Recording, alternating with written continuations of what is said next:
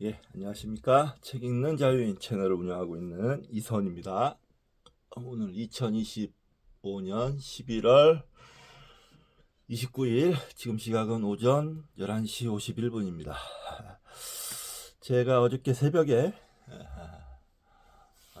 12시가 살짝 넘어서 식사를 좀 하고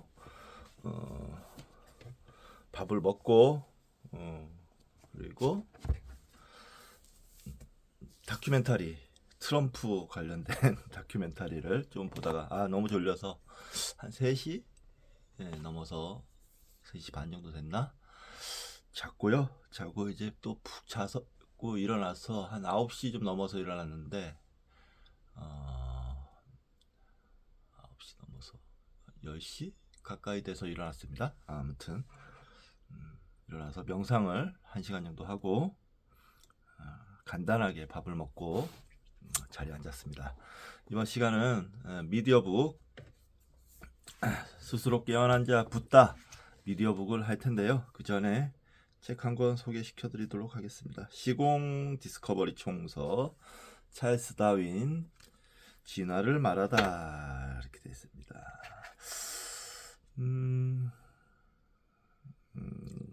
지은이는 파트리크 토르 철학자, 언어학자, 생물학자, 빛, 인문학 이론가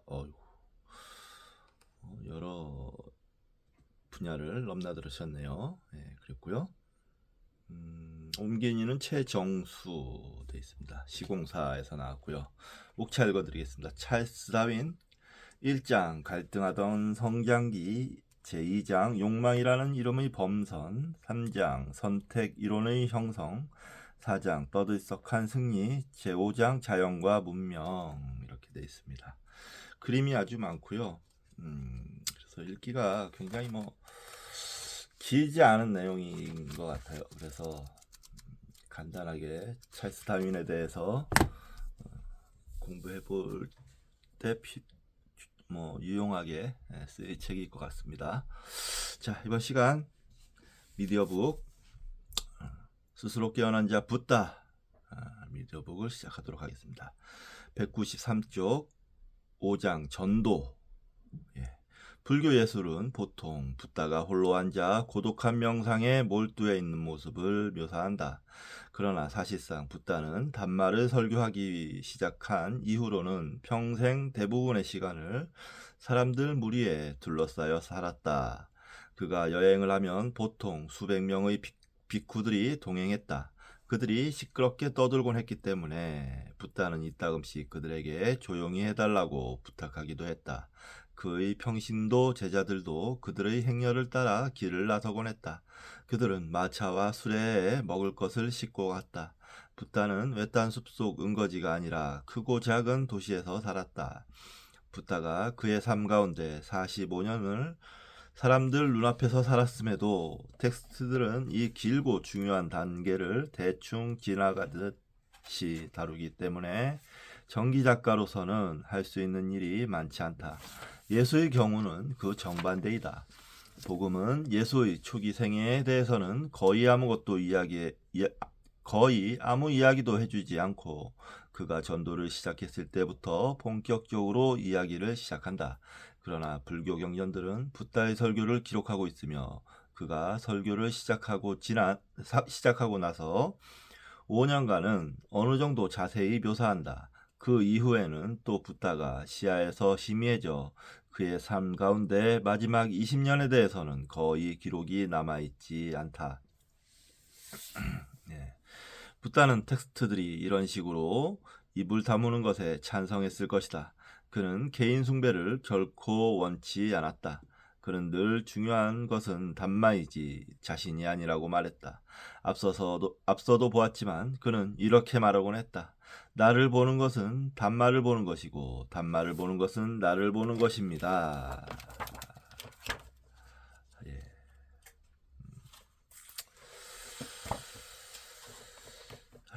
쌍욕다니까에 나오는데 실제로 부처님께서는 자신의 개인적인 어떤 신격화 그런 것을 결코 원치 않으셨습니다. 예. 그냥 너희가 깨달아라, 공부해라, 공부해서 깨달아라. 그 말씀이 핵심이었던 거죠. 네.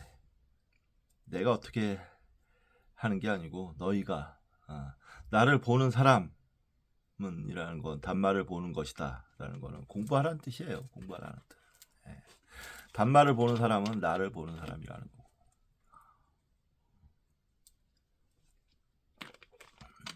나의 가르침이 유용할 테니 공부해라 뜻입니다.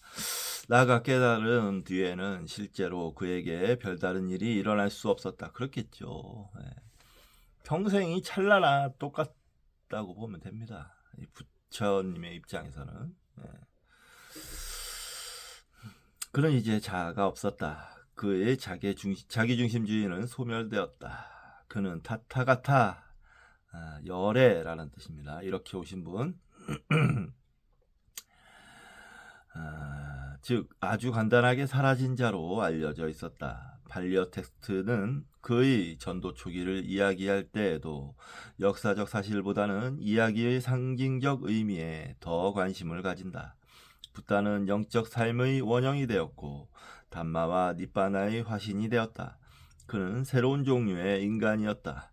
탐욕과 증오에 따른 번뇌에 휘말리지 않았기 때문에 심리를 조정함으로써 자아를 초월하여 살았다.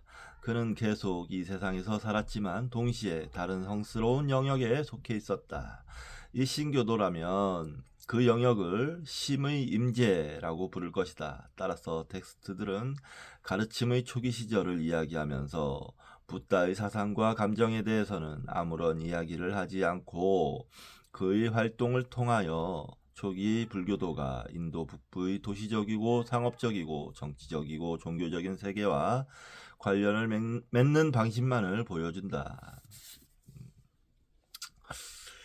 이렇게 보면 그는 계속 이 세상에 살았지만 동시에 다른 성스러운 영역에 속해 있었다 이렇게 얘기하지만, 이렇게 이분법으로 나누는 듯한 이야기를 하지만 사실은 그건 바깥에서 부처님을 보는 사람들의 입장이고 부처님의 입장에서는 둘일 수 없죠. 그렇게 나눠져 있는 게 아닙니다. 그러니까 실제적으로는 그런 이원론으로 나눌 수 있는 그런 개념이 아니라는 겁니다.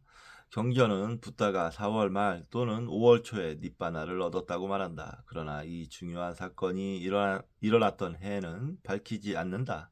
다만 오래전부터 관습적으로 기원전 528년이라고 여겨져 왔다. 그러나 일부 현대학자들은 그보다 훨씬 늦은 기원전 450년이라고 생각하기도 한다. 시간을 압축하여 표현했을 가능성이 높은 반려 텍스트들을 감안하면 붓다는 장마가 끝난 9월에 60명의 수도사들을 보내어 가르침을 베풀게 했을지도 모른다. 근데 저는 좀 여기서 이해가 안 가는 게 기원전 528년 이렇게 나와 있어요. 그리고 또 기원전 450년 이렇게 나와 있는데 무려 78년의 텀이 있다는 얘기인데, 불교 경전에는 역사적 인물이 많이 등장합니다. 예를 들어서 빈비사라 왕이라든지 아자타사투 왕이라든지 이런 왕들이 많이 존재하기 때문에 그 사람들의 그 역사적 사실과 비교해보면 이렇게까지 크게 차이가 안 날 거예요. 대충 적어도 한 10년 내외 정도로 맞출 수 있을 겁니다. 예. 이렇게 학설이 갈리는 이유가 뭔가 오해에서 비롯된 게 아닐까 이런 생각이 좀 듭니다. 다른 상가들과 마찬가지로 붓다의 새로운 교단은 여기저기 돌아다니는 느슨한 조직이었다. 예, 느슨한 조직이었습니다. 이게 중요합니다. 잘 기억해 두시기 바랍니다. 느슨한 조직이었습니다. 수도자들은 숲이든 나무 뿌리든 바위 밑이든 골짜기든 비탈의 동굴이든 공동묘지이든 정글의 작은 숲이든 빈터이든 집더미 위든 아무 데서나 되는 대로 잠을 잤다. 그러나 그들은 매일 명상을 했으며 단말을 필요로 하는 사람들, 특히 당대의 불안을 가장 심각하게 느끼던 새로운 도시 사람들에게 설교를 했다. 그들의 설교는 성공적이었다. 평신도 제자들만이 아니라 상가에 새로 가입하는 사람들도 생겼다. 붓다는 첫 제자 60명을 완전한 승려로 인정하고 그들에게 신참자를 받아들일 권한을 주었다. 이렇게 돼 있는데요. 비아냐 마하바카에 나오는데 이게 이 자세한 내용은 제가 정확히 기억은 안 나는데 5명의 비구가 찬성을 하면 그때 이제 비구 승단에 가입할 수 있었나 아니면 계를 받을 수 있었나 뭐 그렇게 돼 있을 겁니다. 네. 그러니까 일방적으로 한 사람이 딱 너 일로 와서 저기 뭐야 비구해도 돼 이런 게 아닙니다. 아주 철저하고도 꽤 철저하고도 저기 엄격한 과정과 판단 후에 비구로 받아들였던 겁니다. 다시 말해서 아무나 비구가 되고 싶다고 막 되는 게 아니었다는 거예요. 자, 붓다는 혼자 남게 되자 다시 우르벨라로 돌아갔다. 그는 가는 도중에 동네 창부를 맹렬히 쫓고 있는 30명의 난폭한 젊은이들을 만났다. 창부가 그들의 돈을 가지고 달아났기 때문이었다. 붓다는 물었다. 여자를 찾는 것과 여러분 자신을 찾는 것 가운데 어느 편이 여러분에게 더 득이 되겠습니까? 갑자기. 네, 이것도 마하바카에 나오는 얘기인데 많이 당황했겠네요. 이 사건은 좌절과 궁핍을 초래할 수밖에 없는 쾌락을 쫓는 무작정 몰려가는 인류의 모습에 대한 생생한 알레고리였다. 젊은이들은 붓다의 말에 귀를 기울인 뒤 모두 냇물에 들어간 자가 되어 상가에 들어왔다. 정말 모르겠는데 부처님께서 법력이 아주 엄청난 분이시면 제도도 교화나 제도도 간단하게 이루어졌을 가능성이 있죠. 그런 상황을 맞이한 범부들은 아주 행운이었을 텐데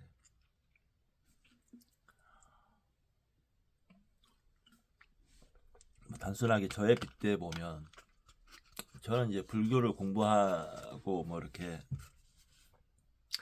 알아가는 세월이 꽤 오래 걸렸어요. 정식으로 얘기하자면 31살 때라고 생각합니다만 네. 그 이후로도 쭉 계속 공부하는데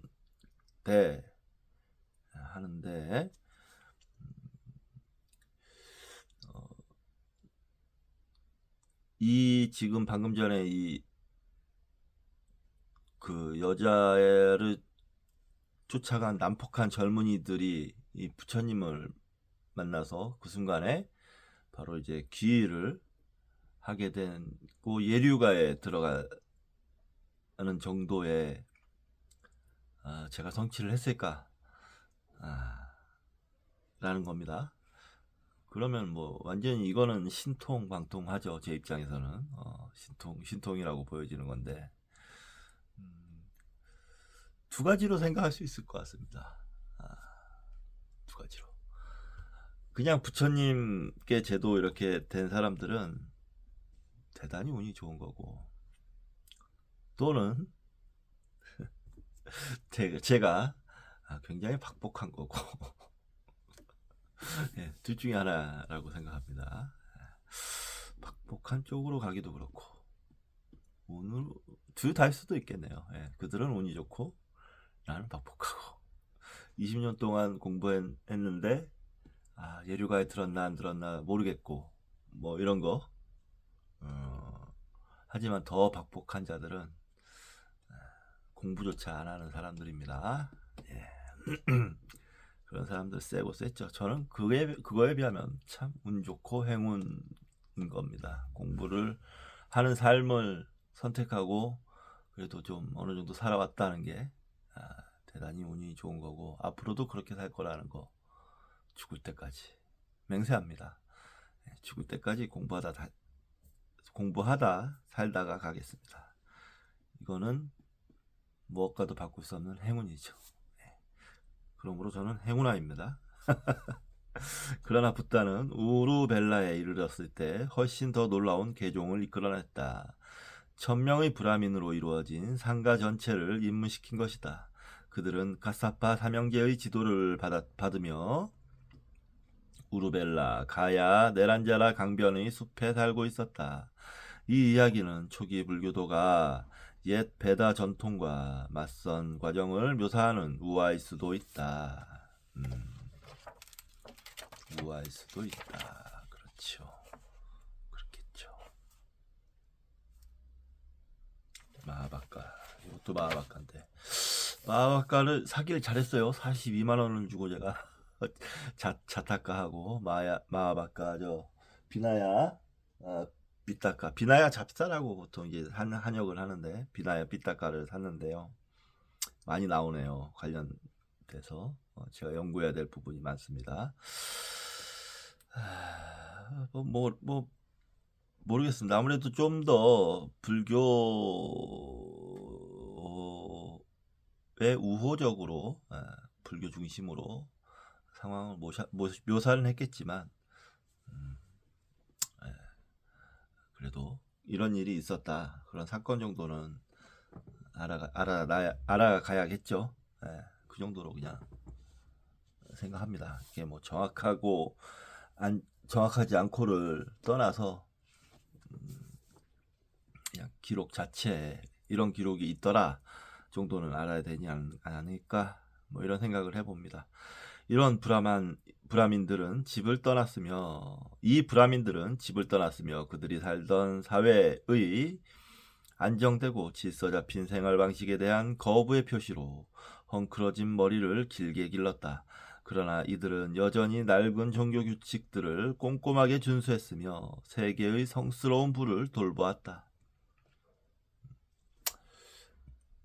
어제 이제 좀 힘들게 이렇게 몸이 이렇게 힘들고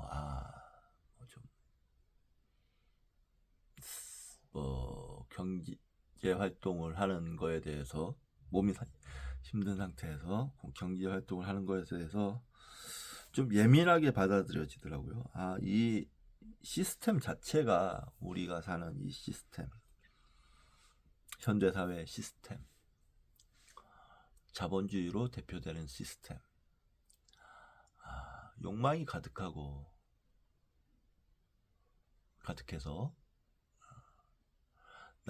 남을 착취해야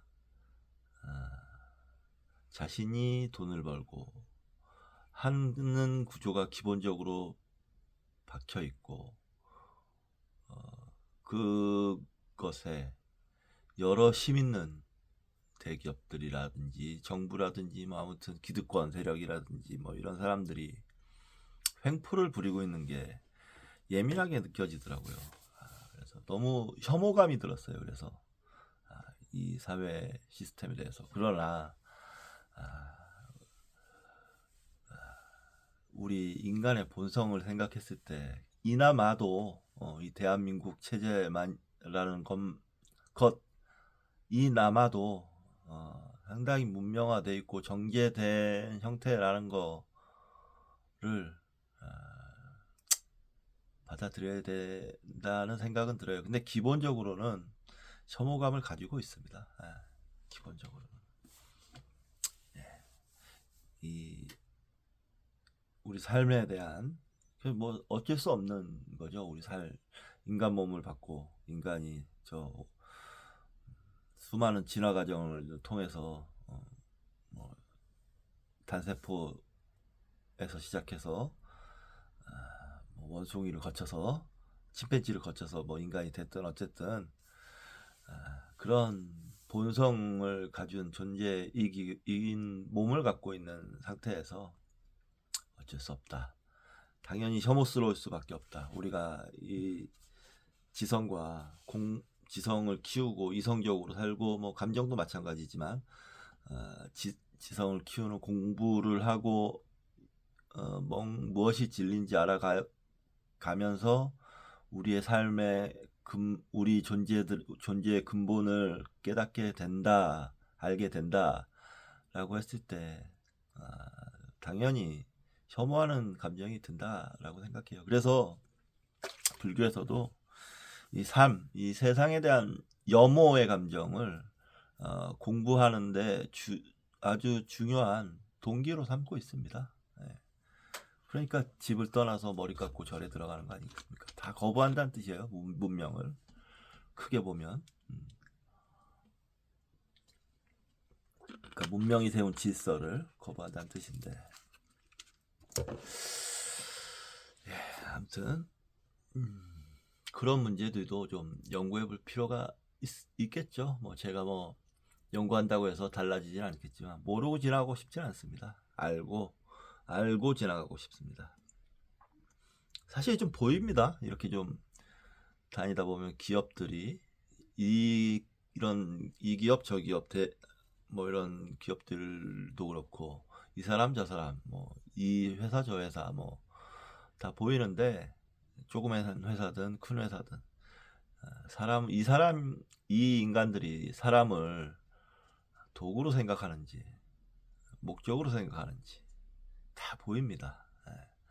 그렇게 보이면 혐오가 될 때도 있고 아니면 동료애를 느낄 때도 있고 아니면 훌륭하구나 하는 생각이 들 때도 있고 그렇습니다.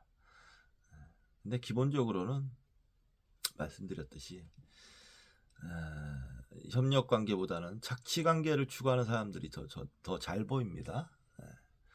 그런 거 혹시 방송을 보시는 분들이 있으면 자신이 다른 사람을 수단으로 생각하는지 목적으로 생각하는지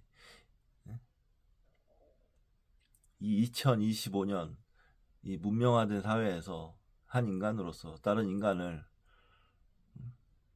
착취하려고 하는 것인지 협력하려고 하는 것인지 동료애를 느끼는지 그런 거 생각해 볼 필요가 있습니다. 그렇지 못하다 하는 사람들은 만약 살면서 어떤 여러 가지 어려운 일에 부딪혔을 때 왜 그런지 다 자기 자신을 돌아보셔야 됩니다. 붓다는 우르벨라 공동체와 함께 겨울을 보내면서 수많은 기적을 일으켰다. 그는 매우 위험한 코브라를 길들였다. 코브라는 거룩함의 대중적 상징이었으며 브라민들은 코브라를 거룩한 불이 있는 방에 넣어두었다. 붓다는 또 신들을 영접하였으며 신들은 밤에 그가 은둔한 곳으로 찾아와 숲 전체를 천상의 광채로 밝혔다. 붓다는 또 불의 의식을 위하여 신비한 방법으로 장작들을 쪼갰으며 하늘로 올라가 천상의 꽃을 가져왔고 우르벨라 그룹의 지도자인 카사빠에게 그의 마음을 읽을 수 있다는 것을 보여주었다. 뭐 코브라를 뭐 이렇게 신성시했다는 거 뭐 이런 거에 토테니즘 뭐 이런 게 아직 많이 남아 있는 거고 신성시하든 말든 뭐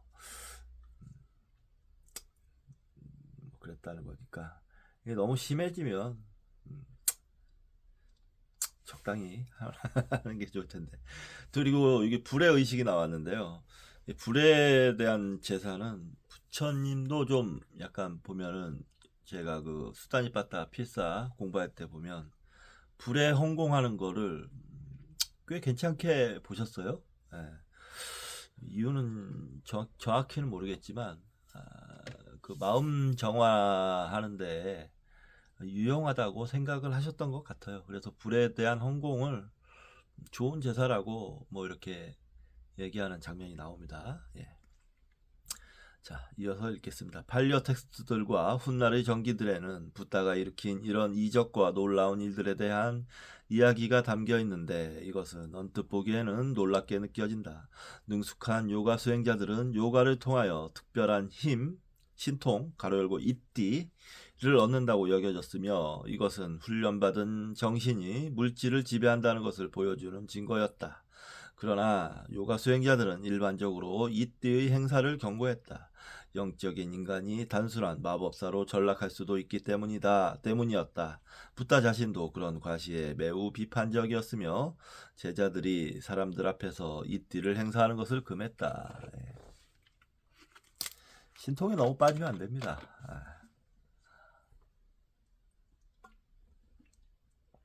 그럼 눈이 멀어요. 눈이 먼다는 건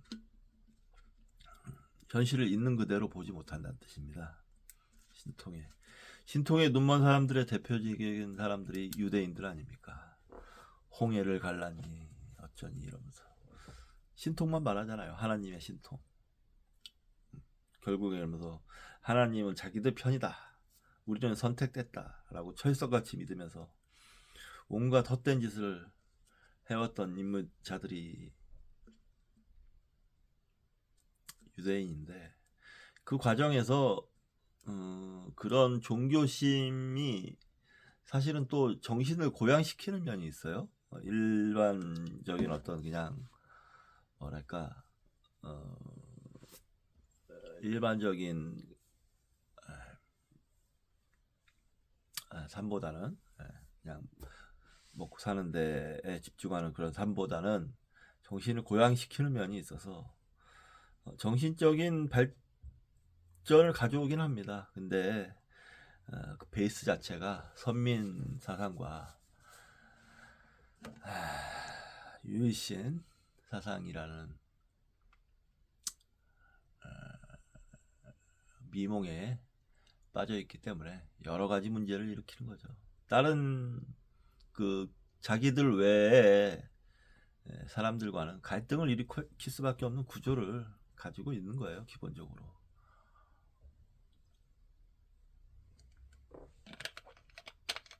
그런 것을 지적하게 되면 저처럼 그런 것을 지적하게 되면 마구니가 되는 거죠. 마귀가 되는 거죠. 마귀. 예. 뭐 그렇든지 말든지. 예. 자, 저는 할 말은 합니다. 제자들이 행사하는 것을 금했다. 신통을 행사하는 것을 금했습니다. 어쨌든 팔리오 텍스트들을 작성한 수도자들은 그런 놀라운 일이 가능하다고 믿었던 것 같으며 아마도 이런 이야기들을 논쟁의 무기로 사용했던 것 같다.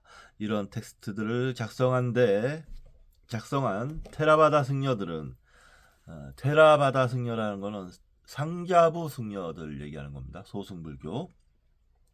설교를 할 때 붓다가 이런 놀라운 힘들을 가졌다는 이야기를 하는 것이 유용하다고 생각했을 것이다. 나아가 베다 신앙을 가진 브라민이나 관리들과 논쟁을 할 때 붓다가 옛 신들 가로 열고 불의 방에 있는 거룩한 코브라와 같은 신들 가로 닫고과 싸워 그들을 완전히 물리쳤다고 이야기하는 것도 도움이 된다고 생각했을 것이다. 보십시오. 신통에 빠지면 제대로 못 보잖아요.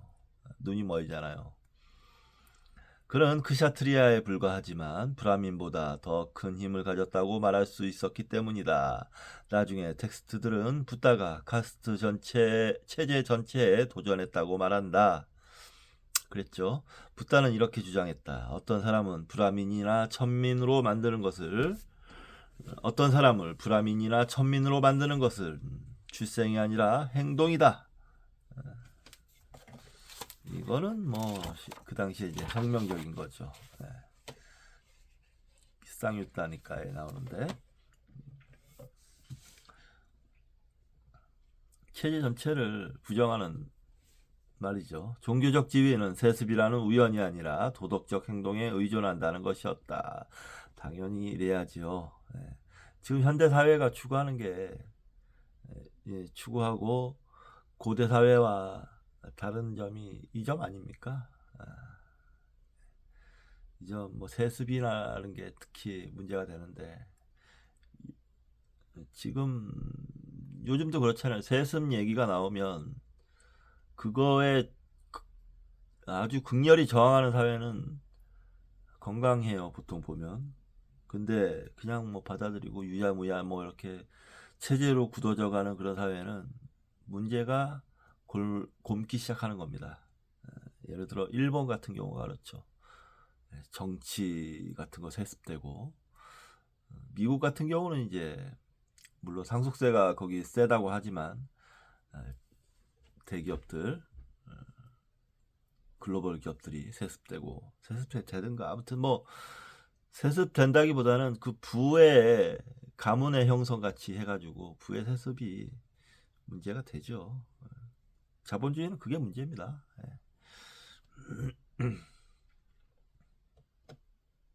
그걸 또 이제 세금이나 이런 걸로 재분배를 하려고 하면 공산주의라고 몰아붙이죠. 아주 비겁한 행위예요. 자신들의 문제를 적들의 어떤 적을 상정해 놓고 그 적의 장점, 적의 생각이다라고 몰아붙이면서 못하게 하는 거, 아주 비겁한 행동입니다. 자신들의 문제들은 그런 상정을 하지 않고 그냥 고쳐야죠. 왜 공산주의를 끌어들입니까? 부의 재분배, 세습의 문제나 세금의 문제를 얘기하는데 그냥 그 문제를 고치면 되는 거예요. 공산주의랑 아무 상관없어요. 왜 공산주의를 끌어들여요? 자기네 문제를.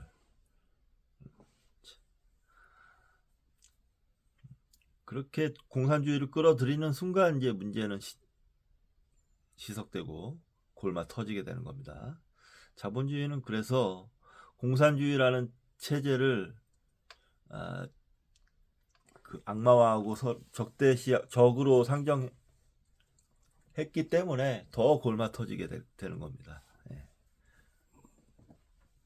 그걸 공산주의의 잘못이라고 할 수 없죠. 자본주의 지들이 멍청한 거지. 그렇게 생각합니다. 어떤 사람이 브라민이나 천민으로 만드는 것은 출생이 아니라 행동이다. 간마다. 이거 지금 현대말로 다시 말해버릴게요. 어떤 사람이 브라민이나 천민으로 만드는 것은 돈이 아니라 행동입니다. 지금 돈 많은 사람들이 귀족 행사하고 있죠. 그 사람들이 귀족이나 뭐 명사 대접을 받으려면 돈이 아니고 행동으로 보이세요. 공동체를 살아가는 모범적인 시민으로 더불어 살아가는 그런 모습을 보여야지 존경을 받죠. 돈만 많다고 해서 존경해달라 그러면 뭐 존경하는 사람도 있겠지만 저는 안 합니다. 저는 혐오합니다. 오히려. 그런 인간들 제일 싫어요. 아주 끔찍하게 싫어합니다.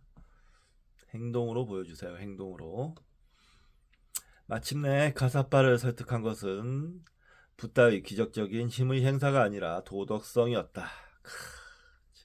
이건 역시 이때의 자랑스러운 과시는 역효과를 낼 수 있다는 암시일지도 모른다.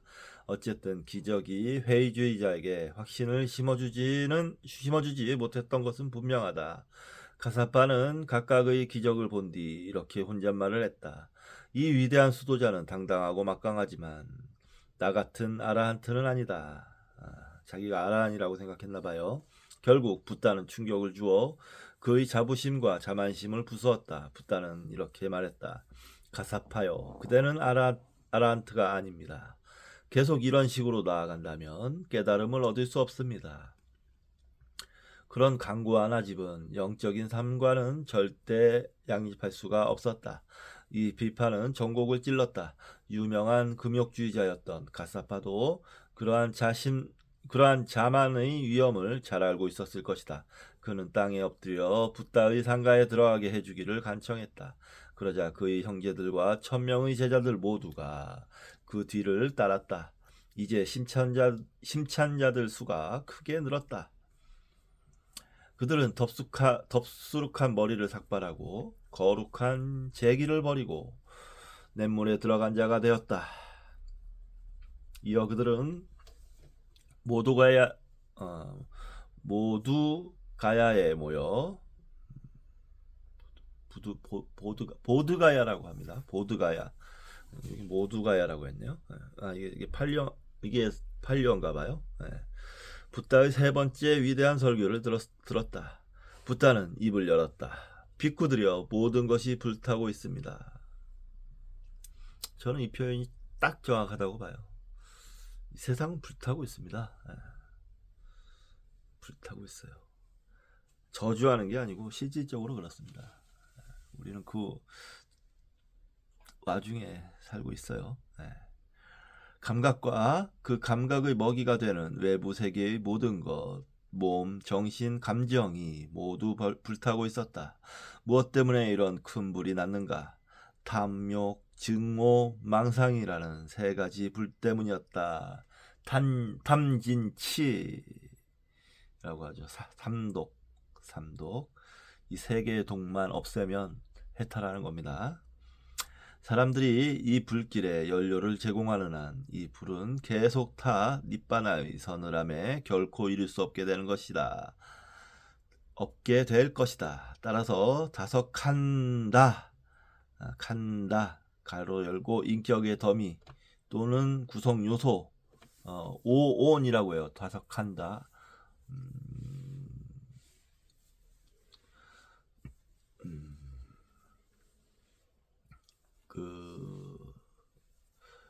현장 스님은 오음이라고 번역했고요. 구마라집 스님은 오온이라고 번역을 했습니다. 반대인가? 아니, 맞을 겁니다. 오온, 무더기란 뜻이에요. 다섯 무더기. 는 암묵적으로 장작 더미에 비유되었다. 장작 더미, 무더기 더미라고 했죠. 우파다나 집착, 취착이라고 한역됩니다. 취할 취, 집착할 착. 취하는 거에 더 집착한다. 우리의 돈에 집착하듯이. 라는 말에도 이런 말장난 비슷한 것이 있다. 그 어근의 의미가 연료이기 때문이다. 우리를 계속 불타게 하고 우리의 깨달음을 방해하는 것은 이 세상의 것들에 대한 우리의 집착에 가까운 욕망이다. 언제나 그렇듯이 이 탐욕과 갈망은 증오와 짝을 이루고 있으며 증오는 세상의 아주 많은 악과 폭력의 원인이다. 무지의 세 번째 불이 계속 타오르는 한 사람은 슬픔, 애도, 고통, 비애, 절망을 아는 채 나고 늙고 죽는 순환, 불에 타 연기를 내뿜는 순환으로부터 해방을 얻는데 핵심이 되는 네 가지 고귀한 진리를 깨달을 수 없다. 사성제죠. 따라서 비쿠는 냉정해야 한다. 비쿠는 깨어있는 마음이라는 기술을 통하여 자신의 다섯 칸다로부터 멀어지고 불을 꺼야 한다. 그렇게 하면 그는 해방과 니바나의 평화를 경험할 것이다. 좋습니다. 불의 설교는 베다 체계에 대한 뛰어난 비판이었다. 베다 체계의 거룩한 상징인 불은 붓다가 삶에서 잘못되었다고 느끼는 모든 것을 상징하는 이미지였다. 이것은 모든 진지한 구도자들이 떠나야 하는 따뜻한 가정을 나타내기도 했으며 인간 의식을 구성하는 불안하고 파괴적인 동시에 덧없는 힘들에 대한 웅변적인 상징이기도 했다.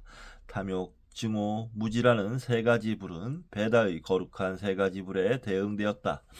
브라미는 그릇된 신앙의 사제 엘리트로서 이 세 가지 불을 돌본다고 하면서 자신의 아집이라는 불에 계속 장작을 집어넣고 있을 뿐이었다. 이 설교는 또한 단말을 듣는 사람을 감안하여 그들의 조건에 맞는 이야기를 하는 붓다의 능력을 보여주는 좋은 예이기도 하다.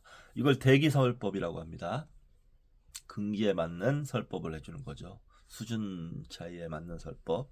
이제까지 불을 숭배하는 사람들은 자신의 종교적 의식을 강력하게 뒤흔드는 붓다의 설교를 듣고 난 뒤 모두 니바나를 얻어 아라한트가 되었다. 대단하네요. 예.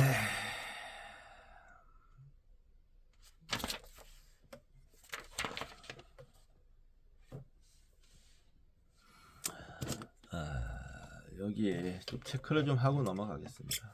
이런 부분은 체크를 해서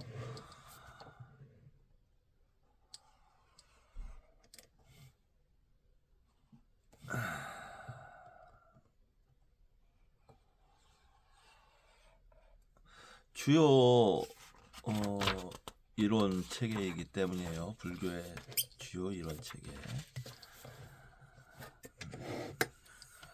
세상의 것들에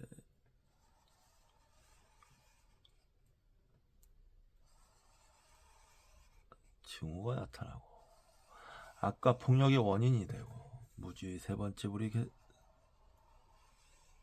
슬픔에도 고통, 비애, 절망을 아는 채 늙고 죽고 순환하는 불에 타 연기를 내뿜는 순환으로부터 해방을 얻는데 수 없다. 따라서 비쿠는 행정이다. 비쿠는 깨어있는 마음이라 멀어지고 불을 꺼야 한다. 그러면서 그렇죠.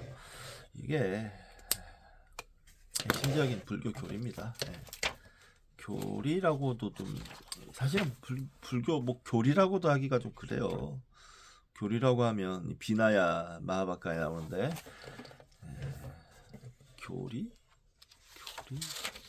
교리라고 이런 얘기하기는 교리라는 말은 불교에 있어서 정확하지 않습니다.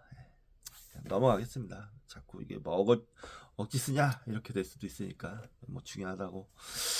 자, 우리를 계속 불타게 하고 우리의 깨달음을 방해하는 것은 이 세상의 것들에 대한 우리의 집착에 가까운 욕망이다. 사실은 집착이죠. 네. 욕망. 욕망. 어려운 문제입니다. 네. 욕망. 제어할 수 있느냐? 욕망 때문에 죽을 텐데 욕망을 버리지 못하는 존재가 우리죠. 언제나 그렇듯이 이 탐욕과 갈망은 증오와 짝을 이루고 있으며 증오는 세상의 아주 많은 악과 폭력의 원인이다. 무지의 세 번째 불이 계속 타오르는 한 사람은 슬픔, 애도, 고통, 비애, 절망을 아는 채 나고 늙고 죽는 순환, 불에 타 연기를 내뿜는 순환으로부터 해방을 얻는데 핵심이 되는 네 가지 고귀한 진리를 깨달을 수 없다. 따라서 비쿠는 냉정해야 한다. 비쿠는 깨어있는 마음이라는 기술을 통하여 자신의 다섯 칸나로부터 멀어지고 불을 꺼야 한다. 그렇게 하면 그는 해방과 니빠나의 평화를 경험할 것이다. 어제도 좀 그런 일이 있었는데 어떤 사람과 얘기를 하면서 삶이 고통이다. 삶은 독하다. 라는 걸 부정하는 사람들이 있어요. 난 편한데, 난 좋은데, 난 행복한데, 뭐 이러면서. 그 사람들 안 죽습니까? 지금 뭐 AI니, 뭐 과학기술이니, 그 저변에 깔려있는 건 뭐냐면 죽지 않으려고 그러는 거예요, 사람들이. 근데 죽지 않을 수는 없습니다. 수명을 좀 늘릴 수는 있겠죠. 아둥바둥 하는 거예요. 그러니까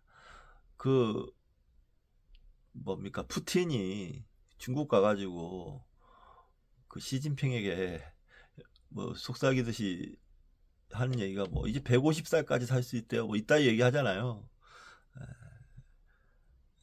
그 정도인 거예요. 그렇다고 안 죽느냐? 죽습니다. 죽는데 보통 뭐 7, 80에 죽는 사람들은 7, 80년의 고통을 안고 죽는 반면에 150년을 산다면 150년의 고통을 안고 죽겠죠. 그러면 만약에 몸을 뭐 이 기억이니 뭐니 우리의 정신체제를 더 전부 데이터화해서 로봇으로 만들어서 뭐 자아니 뭐니 다 상관없이 뭐 그게 자아든 뭐든 어쩌든 그렇게 만들어 놓으면 영원히 삽니까? 이 우주는 가만히 있는데요. 우주는 뭐 언제까지나 그냥 평화롭습니까? 네? 지금도 뭐 우주는 팽창하고 있다는데 이 우주의 에너지는 가만히 있어요? 안정적이에요, 그냥 아주. 모든 게 언젠가는 변화하고 생주이멸하는 겁니다. 생주이멸, 생겨나고 주 머물고 이 변하고 멸 없어진다, 사라진다. 그게 운명인 거예요. 그 운명이라는 말도 참 하찮게 느껴지는 건데 그게 사실이고, 네. 고통스럽지 않다고 착각하면서 사는 사람들이 있죠. 아, 난 내 삶에 만족해 어쩌고 행복해 또 하나 더 어이없는 거. 아, 난 부처님 공부하니까 행복해. 부처님 만나서 행복해. 이런 사람들도 있는데 뭘 해도 행복하대요. 재밌고 즐겁고 이렇대요. 부처님을 만나서. 그런 어리석은 말이. 그것과 상관없이 우리 삶은 그냥 고통인 거예요. 예. 저주하는 게 아니고 그게 기반이라고요. 그게. 예. 똑바로 보는 거라고요. 그게. 뭐 그 속에서 순간순간 즐겁고 재밌을 수 있죠.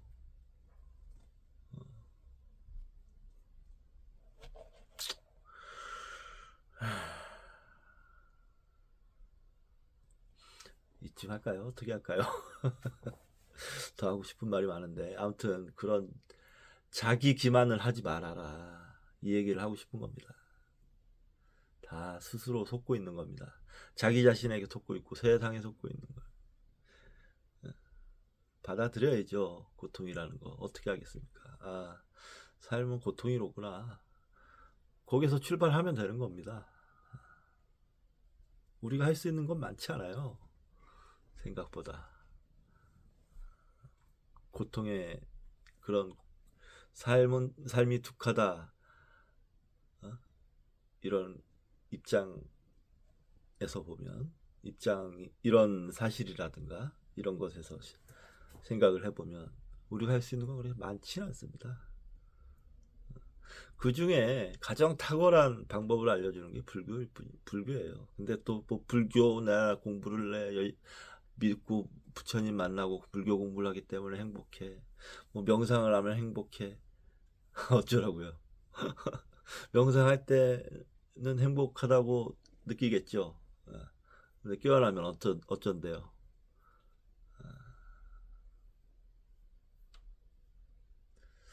자기 기만 하지 맙시다.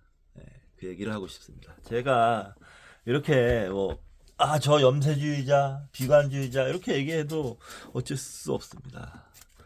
저는 사실을 얘기하는 거고 그렇다고 해서 제가 살아가면서 항상 비관적으로만 있냐? 아닙니다. 이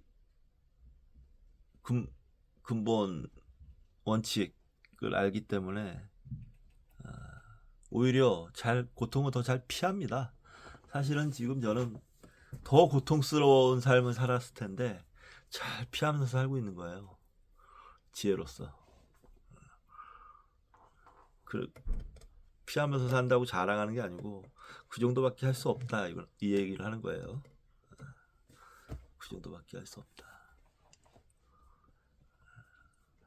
어쩌면 그런 것에서 동정심이 생기고 자비심이 생기는 거겠죠.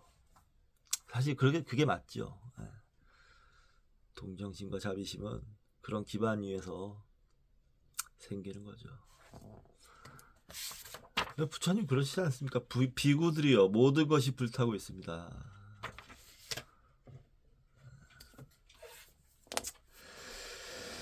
자,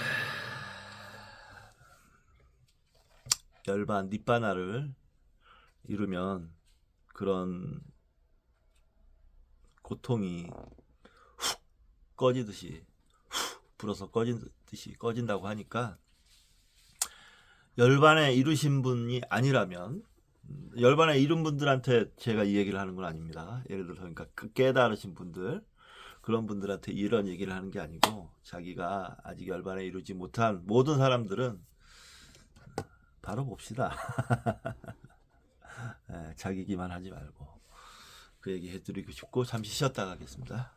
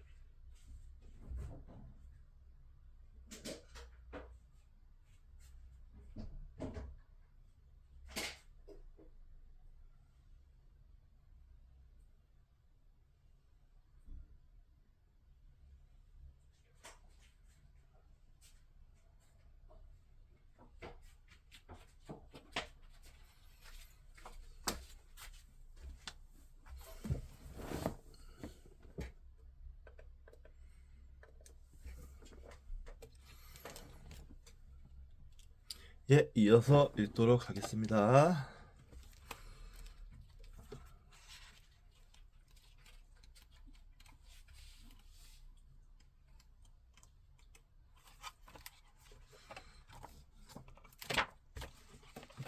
붓다는 12월 말에 201조 2,000명의 새로운 빅구들과 함께 마가다의 수도인 라자가하로 떠났다. 그들이 도착하자 소란이 일어났다. 도시 사람들은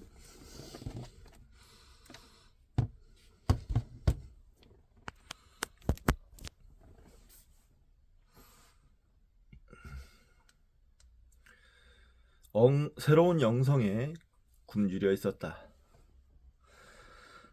빈비사라 왕은 자신이 붓다라고 주장하는 사람이 도시 밖의 어린 나무들의 숲에서 야영하고 있다는 이야기를 듣자마자 브라민을 대거 이끌고 붓다를 방문했다. 그들은 이전에 우르벨라 공동체를 이끌었던 가사파가 붓다의 제자가 된 것을 보고 놀랐으며 그가 불숭배를 벌인 이유를 설명하자 크게 감명을 받았다. 그들 가로 열고 팔리어 텍스트에서는 12만 명이었다고 전한다. 가로 닫고 그들은 붓다가 설교하는 것을 듣고는 평신도 제자들이 되었으며 맨 마지막에 빈비사라 왕이 붓다 앞에 엎드려 자신도 평신도 제자로 받아줄 것을 간청했다. 왕은 어렸을 때부터 붓다가 나타나 자신이 이해할 수 있는 단말을 설교해 주기를 바랐다. 이제 그는 소원을 이룬 셈이었다. 왕은 그날 밤 붓다를 저녁 식사에 초대했는데 이것이 붓다와 빈비사라 왕 사이의 오랜 동반 관계의 시작이었다. 저녁 식사에 초대했다는 말은 좀 이해가 안 가네요. 오후 불식이거든요. 그러니까 12시 정오가 지나면 식사를 안 했습니다. 식사를 하면서 왕은 붓다의 상가에게 불교 교단 발전에 결정적인 영향을 주게 될 선물을 했다. 라자가하 외곽의 벨루바나 대나무 숲이라고 알려진 공원, 아라마라고 하는군요. 공원을 아라마 정사 이곳을 중림정사라고 부르게 된다. 그렇죠. 중림정사가 최초의 절입니다. 아라마가 정사란 뜻이군요. 공원을 비쿠들의 상가의 본거지로 쓰도록 한 것이다. 이곳은 조용하고 평화로울 뿐만 아니라 도시에서도 가까워 그들에게 자문을 구하고자 하는 사람들도 쉽게 찾아올 수 있었다. 이 숲은 도시로부터 멀리 떨어져 있지도 않고 그렇다고 너무 가깝지도 않으며 사람들이 쉽게 다가올 수 있었지만 평화롭고 한적했다.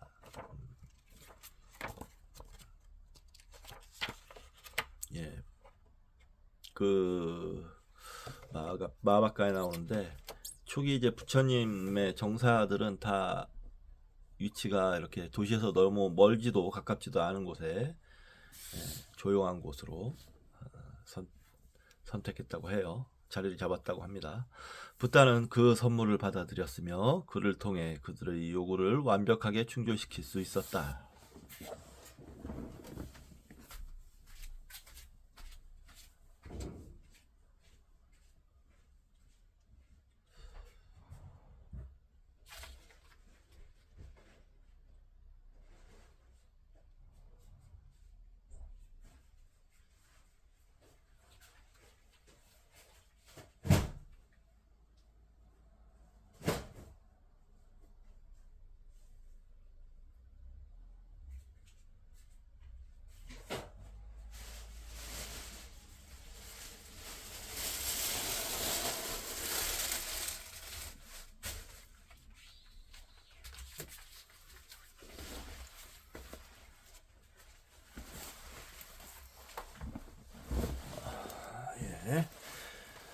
그를 따르는 수도자들의 은둔 생활은 세상으로부터 완전한 물리적 정리가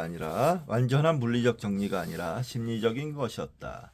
교단은 수도자들의 개인적 성화가 아니라 민중을 위해 존재했다.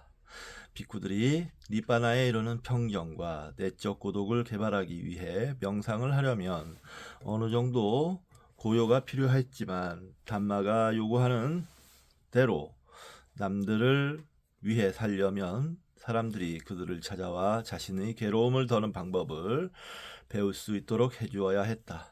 이 대나무 숲 선물이 선례가 되어 부자들은 종종 교회의 이런 공원에 붓다에게 선물을 주었으며 이런 곳들이 떠돌아다니는 빅구들의 지역본부가 되었다. 붓다는 새로운 아라마에 2달 동안 머물렀는데 이 시기에 그의 가장 중요한 제자 2사람이 상가에 들어왔다.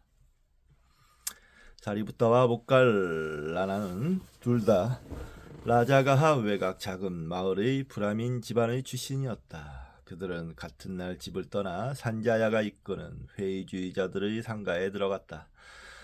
그러나 둘 다 완전한 깨달음을 얻지 못하자 어느 쪽이든 니바나를 먼저 얻는 사람이 그 즉시 다른 사람에게 말해주기로 약속했다. 이 두 친구는 라자가에서 살고 있었다.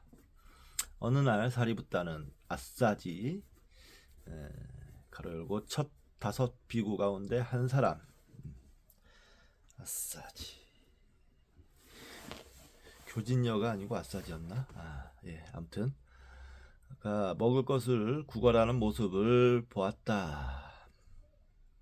그는 즉시 이 수도자의 고요와 평정의 감명을 받아 그가 영적인 해답을 얻는 사람이라고 확신했다. 가만히 있자. 아싸지.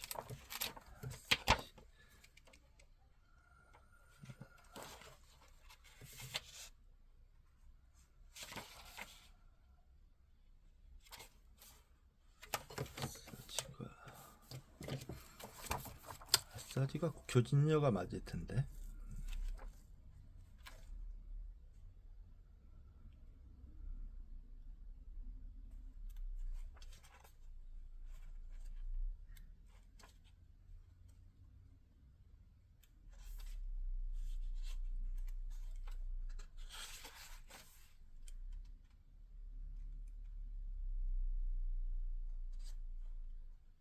꼰단이야.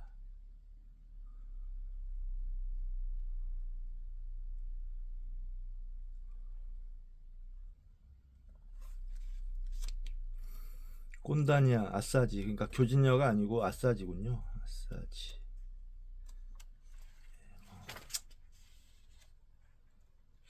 예.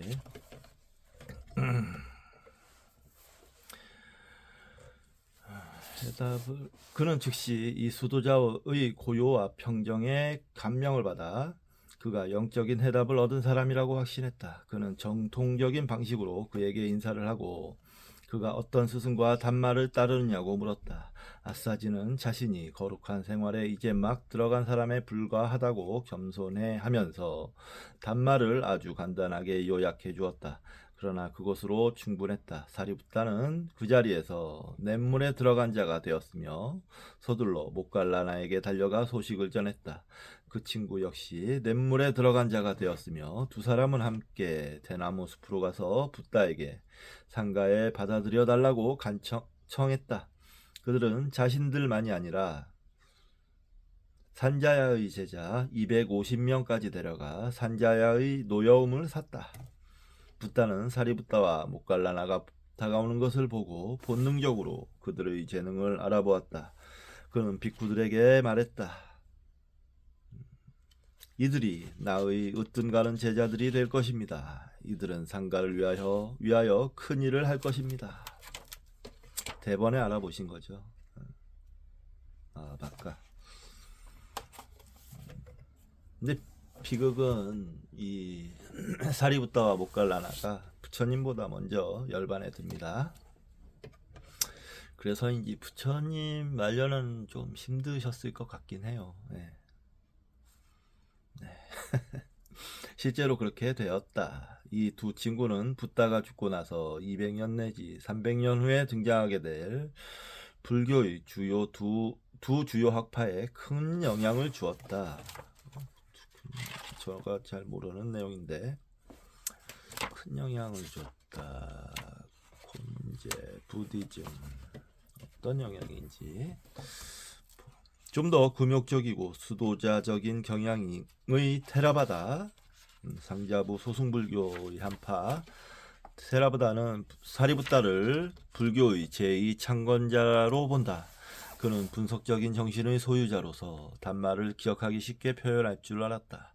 그러나 좀 더 대중적인 마하야나 학파에게는 그의 경건성이 너무 메마르게 느껴졌다. 마하야나는 대승불교입니다. 다승불교. 대승불교가 목갈라나 소승불교가 사리붓다. 대충 이런 식의 도식이 나올 수 있겠네요.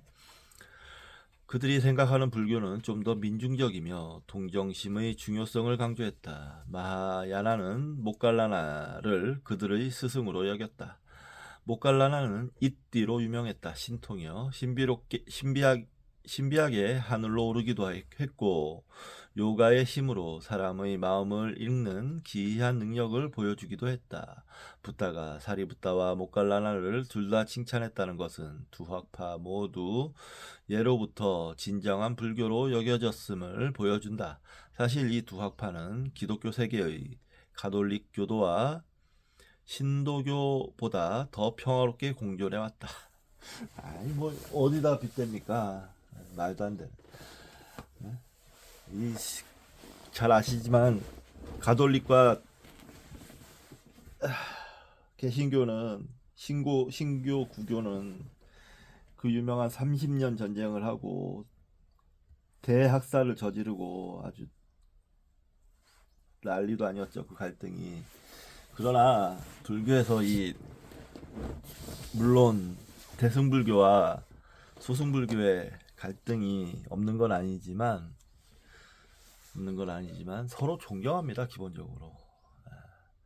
마하 대승이든 소승이든 둘 다 사리붓다와 목갈라나 존자들을 대단히 존경합니다.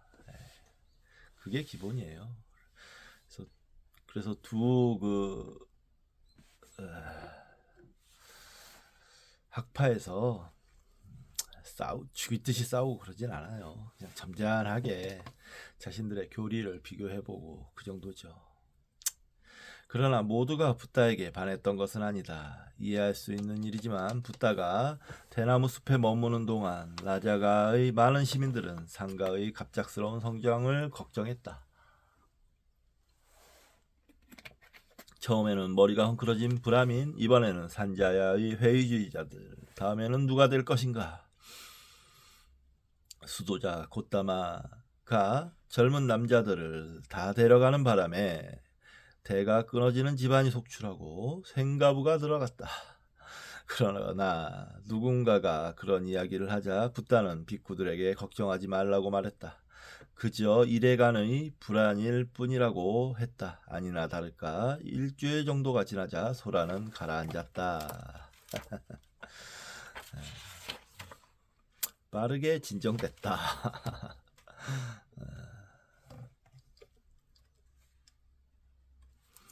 이제 카필라바뚜를 방문하는 이야기가 나오는데 이 이야기는 이제 다음 시간에 읽도록 하겠습니다. 진도를 많이 못 나갔네요. 10페이지 정도 나갔는데. 자, 이번 시간 여기서 마치도록 하겠습니다. 다음 시간에